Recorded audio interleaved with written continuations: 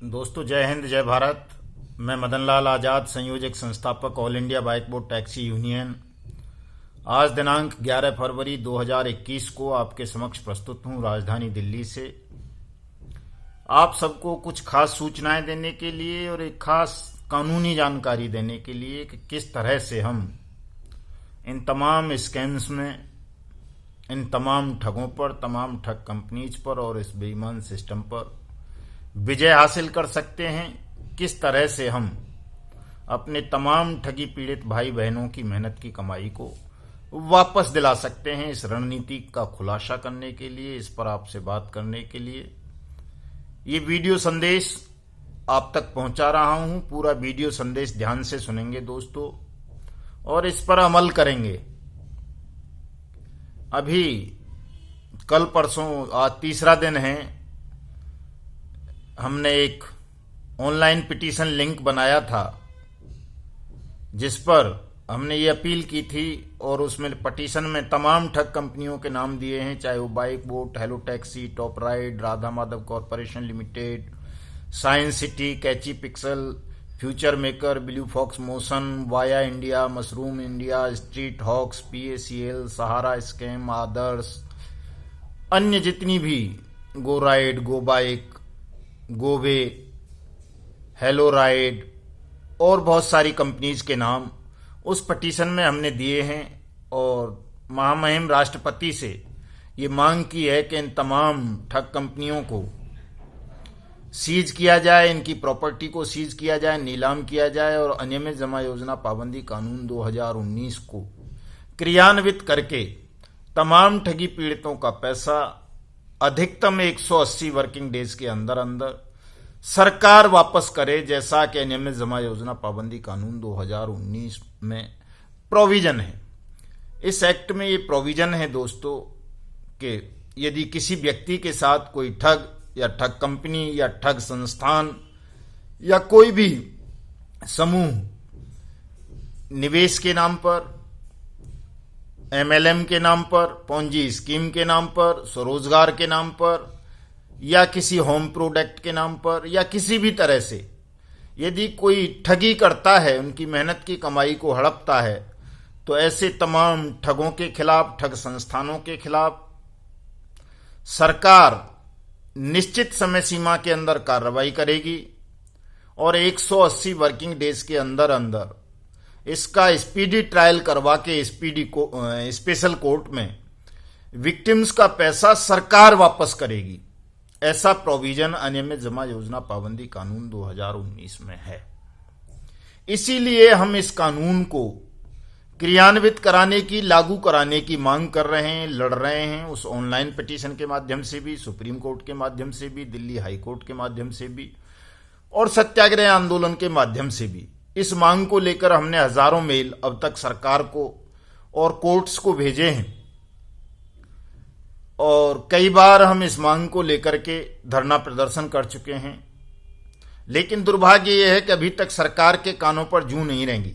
महामहिम राष्ट्रपति भी इस विषय पर सरकार को पत्र लिख चुके हैं कानून के इम्प्लीमेंटेशन के लिए, लेकिन सरकार इस कानून को लागू नहीं कर रही है। क्यों नहीं कर रही है ये मैं आपको बहुत बार बता चुका हूं, फिर से बता देता हूं। चूंकि यदि ये कानून लागू होता है तो जो सरकार के मित्र हैं या जिन ठगों ने सरकारी संरक्षण पाकर सरकार में बैठे हुए लोगों को कमीशन देकर देश के 20 करोड़ लोगों को ठगा है, वो बेईमान ऑफिसर, बेईमान मिनिस्टर्स, बेईमान सरकारी कर्मचारी तमाम इस कानून के शिकंजे में आ जाएंगे और उन्होंने जो नामी बेनामी संपत्ति आपके धन से ठगों के मार्फत देश विदेश में जुटाई हैं, एकत्र किए हैं, वो तमाम संपत्तियां नीलाम हो जाएंगी। इसलिए सरकार इस अनियमित जमा योजना पाबंदी कानून 2019 के रूल्स को नोटिफाइड नहीं करना चाहती, किसी स्पेशल कोर्ट का गठन नहीं करना चाहती, स्पीडी ट्रायल नहीं करना चाहती और आपके पैसे वापस नहीं देना चाहती। सरकार की नीयत और नीति दोनों ही खराब हैं। यदि सरकार की नीयत ठीक होती तो वो जिस तरह से उसने इमरजेंसी क्लॉज के तहत अपने मित्र अडानी, अंबानी और रामदेव जैसे ठगों को लाभ पहुंचाने की नीयत से 3 काले कृषि कानून अध्यादेश के मार्फत फिर पार्लियामेंट के द्वारा देश भर में लागू किए। किसानों की मांग ना होते हुए भी उसी तर्ज पर सरकार अनियमित जमा योजना पाबंदी कानून 2019 के रूल्स को भी नोटिफाइड कर देती, स्पेशल कोर्ट्स बना देती और सब लोगों का पैसा वापस करवा देती। लेकिन सरकार की नीयत ठीक नहीं है, सरकार ईमानदार नहीं है, बेईमान है, वो ठगों को बचाना चाहती है, आपके पैसे को हड़प जाना चाहती है, इसलिए वो इस कानून के इम्प्लीमेंटेशन में हीला हवाली करती है। दोस्तों, यदि आप लोग एकजुट नहीं हुए, संगठित नहीं हुए और इस कानून को लागू नहीं करवा पाए तो जल्दी से आपका पैसा आपको वापस नहीं मिलेगा जो डूब चुका है। मिलेगा लेकिन बहुत लंबा समय लग जाएगा। उदाहरण के लिए मैं आपको बता दूं कि सहारा स्कैम जब हुआ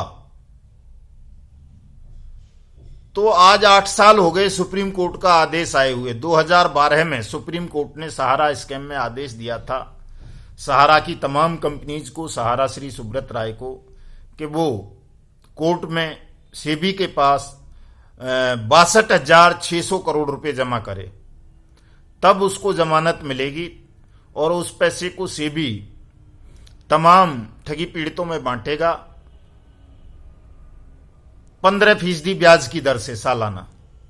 लेकिन क्या हुआ, 34,000 करोड़ लगभग सहारा ने जमा किया और झूठा एफिडेविट दे करके मोदी से प्रेशर बनवाकर सुप्रीम कोर्ट के आदेश पर वो जेल से बाहर आ गया और आज 4-5 साल हो गए उसको बाहर घूमते हुए खुली हवा में। उसने बाकी का जो पैसा था लगभग 30,000 करोड़ रुपए वो जमा नहीं किया, खुला घूम रहा है और बहुत सारे विक्टिम आज भी दर दर की ठोकर खा रहे हैं, उन्हें पैसा नहीं मिलता। 8 साल से ज्यादा समय हो गया दोस्तों सुप्रीम कोर्ट का वो आदेश आए हुए, अभी तक तमाम लोगों के पैसे का भुगतान नहीं हुआ। लाखों नहीं करोड़ों लोग, 4 करोड़ के लगभग ठगी पीड़ित हैं सहारा स्कैम्स के, उनमें से करोड़ों लोग आज भी धक्के खा रहे हैं। इसी तरह से दूसरा उदाहरण है पल्स कंपनी का, पीएसीएल का। पीएसीएल में 2 फरवरी 2016 को सुप्रीम कोर्ट का आदेश आया कि लगभग 50,000 करोड़ रुपए पीएसीएल सेबी के पास जमा करे। रिटायर्ड जस्टिस लोढ़ा साहब की लीडरशिप में एक कमेटी बनाई गई कि लोढ़ा कमेटी तमाम विक्टिम्स का, 6 करोड़ विक्टिम थे पीएसीएल के, हैं थे क्या, उनका पैसा वापस करे। लेकिन वो पैसा भी आज तक वापस नहीं हुआ। 4 साल से ज्यादा का समय सुप्रीम कोर्ट का आदेश आए हुए हो गया। 6 करोड़ लोग धक्का खाते फिर रहे हैं जिनका 2-2, 4-4, 5-5 हजार रुपए निवेश था।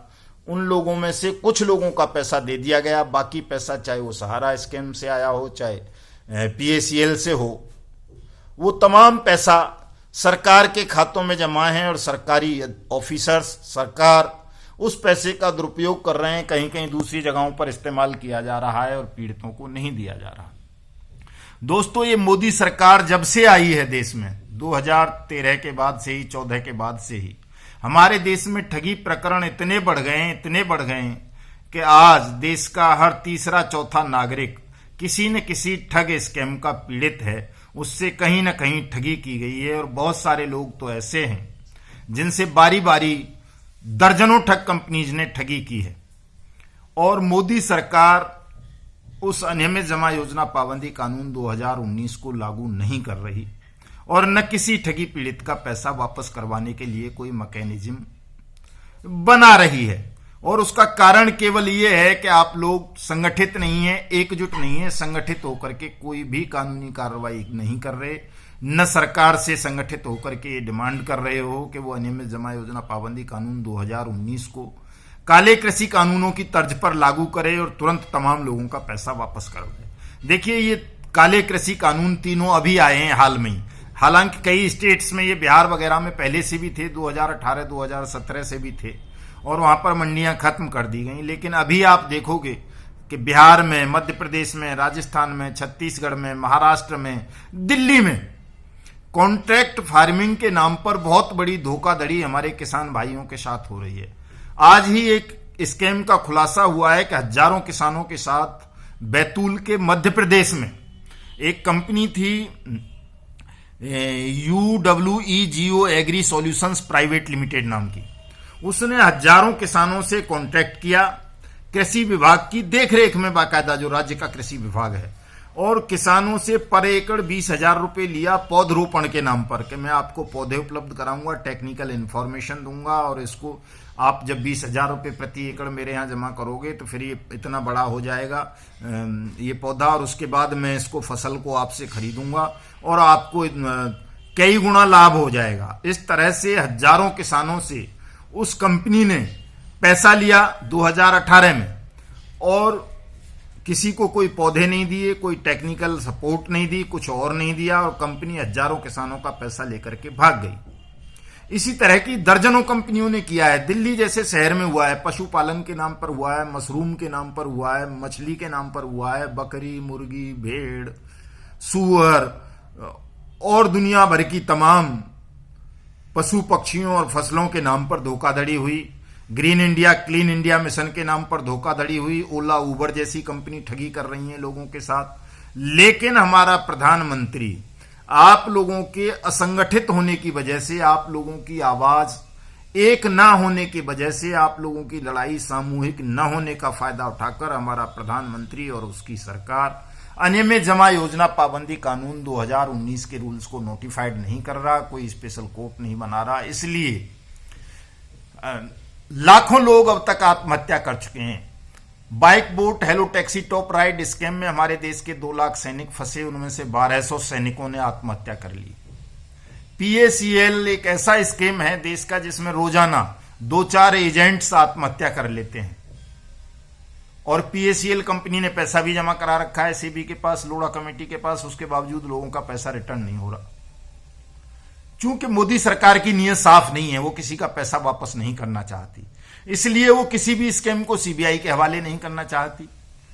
अगर एक स्कैम को हम छोड़ दें, उस शारदा स्कैम को, वेस्ट बंगाल वाले को, तो बाकी जितने भी ठगी प्रकरण हुए हैं, चाहे वो हीरा गोल्ड का हो, चाहे वो एवरग्रीन का हो, चाहे NMM का हो, चाहे राधा माधव कॉरपोरेशन लिमिटेड का हो, चाहे कैची पिक्सल का हो, चाहे साइंस सिटी का हो, चाहे बाइक बोट का हो, चाहे कोई और हो, किसी भी ठगी प्रकरण की जांच मोदी सरकार ने CBI के हवाले नहीं की।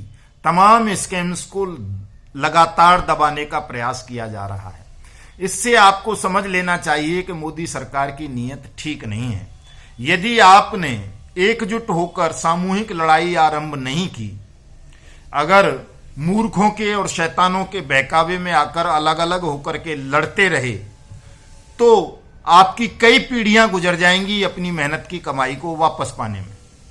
इसलिए दोस्तों, मैं आप सबसे बार बार कहता हूं, आज भी कहता हूं कि आप सब लोग एकजुट हों, यूनियन बनाएं, संगठित होकर सामूहिक कार्रवाई करें। इन दलालों के और शैतानों के बहकावे में बिल्कुल ना आए, जो आज भी, अभी मैं एक पोस्ट पढ़ रहा था किसी की, हमारे एक बड़े भाई नेता हैं, उन्होंने फॉरवर्ड कर रखी थी साहब के 138 के अलग अलग मुकदमे सब फाइल करें अपने वकील साहब के मार्फत। बाइक बोट टैक्सी स्कैम के संदर्भ में वो पोस्ट थी। दोस्तों, बाइक बोट टैक्सी स्कैम में फर्जी चेक दिए गए। जिस बैंक के नाम से वो चेक जारी किए गए थे, उस बैंक का CEO जेल में है, विजय कुमार शर्मा, नोबल कोऑपरेटिव का। तो उस पर 138 का तो इम्प्लीमेंटेशन होता ही नहीं है। इसलिए किसी भी साथी को, मैं तो पहले भी कहता रहा कि 138 के तहत कोई कार्रवाई ना करे, सीधे इसमें चीटिंग और फोर्जरी का केस रजिस्टर्ड कराएं, सिविल सूट फाइल करें, रिकवरी रिट पिटीशन फाइल करें, जो हमने कर भी रखी है, जिसमें 24 मार्च की सुनवाई है।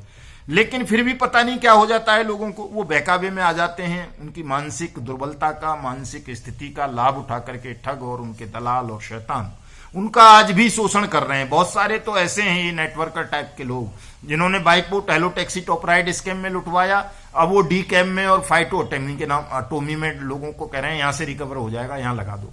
तो ये जो नेटवर्कर नाम की प्रजाति है, ठगों के दलाल, जो आपको हमेशा किसी न किसी नई कंपनी में उलझाते रहते हैं, लालच देते रहते हैं, प्रलोभन देते रहते हैं, ये आज भी काम कर रहे हैं। वो आज भी कानूनी कार्रवाई करने की सलाह किसी को नहीं देते, यूनियन बनाने की सलाह किसी को नहीं देते। दोस्तों, उनको तो किसी के पैसे से, रिकवरी से मकसद नहीं होता नेटवर्कर्स का, उनको तो अपने कमीशन से मतलब होता है कि उनका अपना कमीशन आता रहे, उनकी जेब भरती रहें, चाहे वो वकीलों के मार्फत भरें, चाहे नेटवर्किंग के मार्फत भरें, चाहे कैसे भी भरें। बाकी कोई डूबता है डूबे, कोई सुसाइड करता है करता रहे, नेटवर्कर का इतना सा उद्देश्य होता है, इससे ज्यादा नहीं होता। इसलिए किसी भी व्यक्ति को नेटवर्कर्स के या ठगों के या उनके दलालों के झांसे में नहीं आना चाहिए। किसी भी ठग कंपनी में भले ही उसका प्रमोशन प्रधानमंत्री क्यों न कर रहा हो देश का, तो भी अपना इन्वेस्टमेंट नहीं करना चाहिए, क्योंकि ये ठग कंपनी फ्रॉड हैं। जैसा कि अभी मैंने बताया, बैतूल मध्य प्रदेश में ये जो कंपनी थी UWEGO agri solutions private limited, बाकायदा वहां के मंत्रालय ने रिकमेंड किया, कृषि विभाग ने मध्य प्रदेश के ने उसको किसानों के और उसके बीच मध्यस्थ बनकर के एग्रीमेंट कराए कॉन्ट्रैक्ट फार्मिंग के, और उसके बावजूद वो कंपनी हजारों किसानों का पैसा लेकर के भाग गई मेहनत की कमाई को। और खेत में जो नुकसान हुआ, 2-2 साल उनका खेत जो बंजर भूमि पड़ी रही उसमें फसल नहीं हुई, वो अलग हुआ। उनका मेहनत की जमा पूंजी को तो लेके भागी ही, फसली नुकसान जो हुआ वो अलग हुआ। तो जब सरकार बीच में थी उसके बावजूद फ्रॉड हो गया। देश के प्रधानमंत्री ने राधा माधव कॉरपोरेशन लिमिटेड का प्रमोशन किया। देश के सड़क परिवहन मंत्री नितिन गडकरी ने बाइक बोर्ड टैक्सी स्कीम का प्रमोशन किया। उसके बावजूद ये कंपनीज लोगों का पैसा लेकर के भाग गई, लोगों का पैसा आज तक वापस नहीं हुआ। ठग खुली हवा में घूमते रहे लंबे समय तक, VN तिवारी जैसे, मितेश अग्रवाल जैसे, राशिद नसीम जैसे, अशोक शर्मा जैसे। तो आप समझ सकते हो कि जो कंपनी आपके साथ सीधे सीधे नेटवर्कर्स के माध्यम से, दलालों के माध्यम से बिजनेस कर रही हैं, आपकी कमाई को लगवा रही हैं, पॉन्जी स्कीम्स के नाम पर, MLM के नाम पर, या स्वरोजगार के नाम पर, या किसी अन्य नाम पर, वो आपका पैसा कहां से वापस करेंगी? वो निश्चित रूप से आपको ठगेंगी और आपको मानसिक पीड़ा होगी, धन की हानि होगी और अंत में आप सुसाइड करेंगे। चूंकि आप फिर भी अलग अलग रहना है, आपको कहीं धर्म के नाम पर बांट दिया जाएगा, कहीं जाति के नाम पर, कहीं कुछ न कुछ लकूना निकाल करके आपको बांटा रखा जाएगा और आपको एक अच्छे कानून के लिए संघर्ष नहीं करने दिया जाएगा, उसके लिए आंदोलन नहीं करने दिया जाएगा।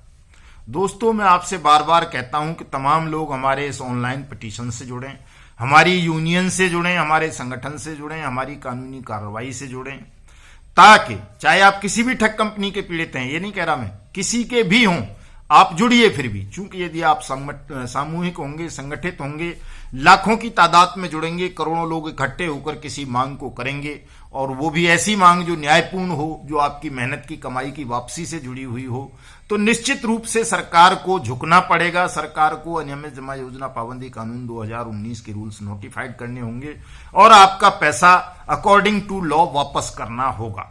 मेरी इस अपील पर आप तमाम लोग ध्यान दें। बार बार मैं आपसे कहता हूं, तमाम लोग यूनियन के साथ जुड़ें, हमारे ऑनलाइन पिटीशन से जुड़ें, हम जो और कार्रवाई कर रहे हैं उनसे जुड़ें, हमारे इस YouTube चैनल को सब्सक्राइब करें, युगांतर न्यूज को, हमारे ट्विटर हैंडल को फॉलो करें, फेसबुक पेज से जुड़ें। क्योंकि आज रात को 9 बजे मैं फेसबुक पर लाइव होकर इस विषय पर आपके साथ लंबी चर्चा करूंगा कि किस तरह से देश भर में ठगों का जाल फैलता जा रहा है और हम किस प्रकार एक सुदृढ़ रणनीति बनाकर इस जाल को तोड़ सकते हैं और भारत को ठगमुक्त बेईमान रहित राष्ट्र के रूप में स्थापित कर सकते हैं। दोस्तों, जय हिंद, जय भारत।